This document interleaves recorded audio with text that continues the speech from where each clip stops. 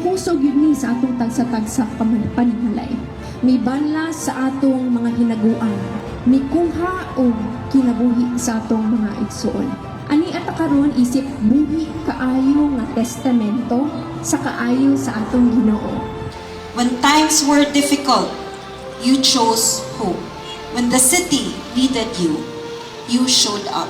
When others needed support, you extended your hands.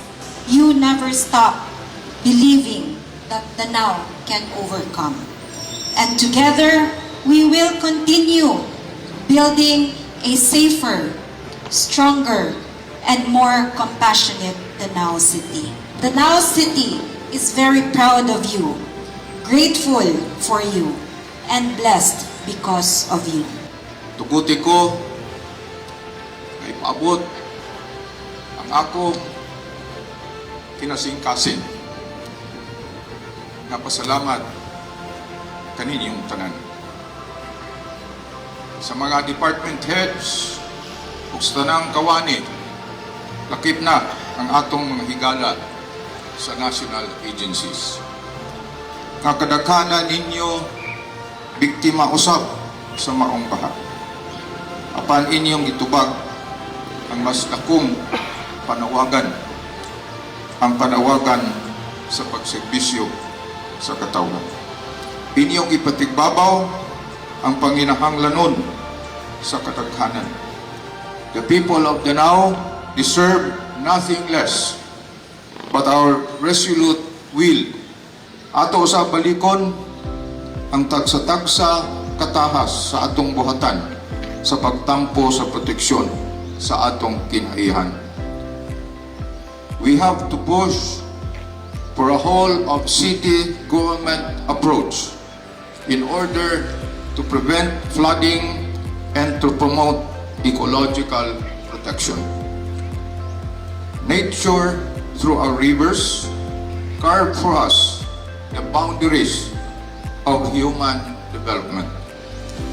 It showed us where to stop in our encroachment. Let us learn from nature, respect it, and incorporate it in planning safer, secure, and sustainable communities. We must remember that in order to prevent another flooding, we have to change something. Change in our programs, in our system, and above all, change in our lifestyle. Ang bagong dipinsa pagabuhaton pinaagi sa pagbutang og pundasyon nga sulit concrete 1.5 meters ang kaud gikan sa natural grade line. Ang mga bato nga gihanip masa kamada o grouted riprap ang pagtrabaho. Dili lang pagpundok sa dagkong bato, kundi gipalig-on pagayod sa konkrito gamit ang husto nga concrete mixture aron stable ang pagkahanip sa mga bato o mabarog nga dili madali matumpag. Sa sulod niini, adunay box culvert aron hapsay og sistematiko dagayday sa tubig.